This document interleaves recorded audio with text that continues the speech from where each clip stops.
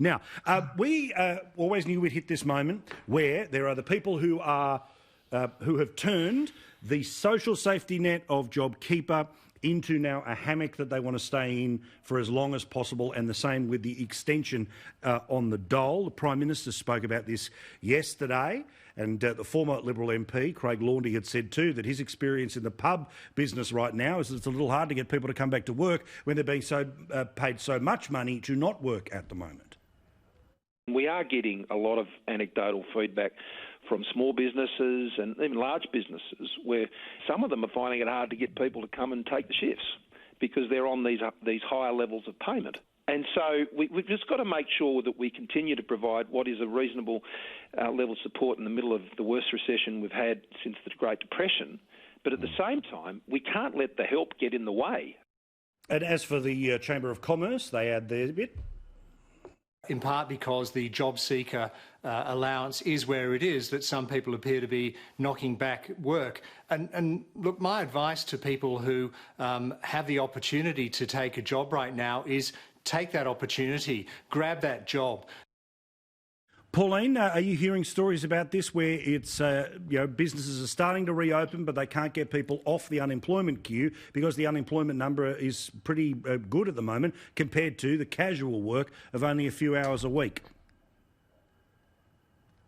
Correct, Paul, and that is the problem. And some people are putting out advertising for people to take up these positions and they're saying, oh, I'm not ready to come back to work yet. Now, a lot of these people, on the JobSeeker, they're getting about $1,100 a week. So it's a $550 fortnight increase to what it was prior to COVID-19. That was the 27th of April. At that time, we had 727,000 people on the Job or New Start, now JobSeeker program. At the moment, it's about 1.64 million people. JobKeeper as well, paying $1,500, where a lot of the workers maybe only did a few hours of work a week. They were getting paid $120 a week, are now on $1,500 a fortnight. Those people, it's causing problems within the workplace, that those that are on the full-time employment versus those who are just on the, a few hours a week, they're not starting to work. There's conflict between it. So it's a real problem with the government. I believe that they need to cut the JobKeeper as soon as they possibly can. It shouldn't extend beyond September the 27th. And the JobSeeker, you can't maintain that sort of amount of money. People won't get off their backsides and go to work. They don't want to. And I think that's a big problem also why people don't want the borders open. If you open up the borders, that means that businesses are going to start opening up and they're not ready to go to work. They don't want to go to work. Why should they? The government's paying these wages and possibly a lot of them never got this money beforehand. Cory, this was always your concern going in.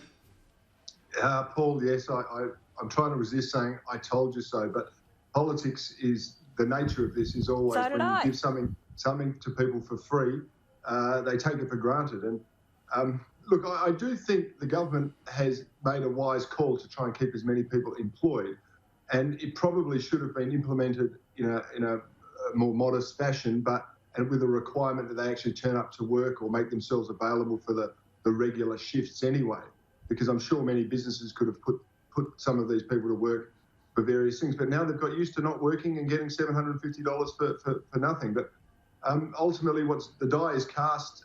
They'll have to make some tweaks to it around September. But we're going to live with the legacy of this overreaction, I think, for a very, very long time, Paul.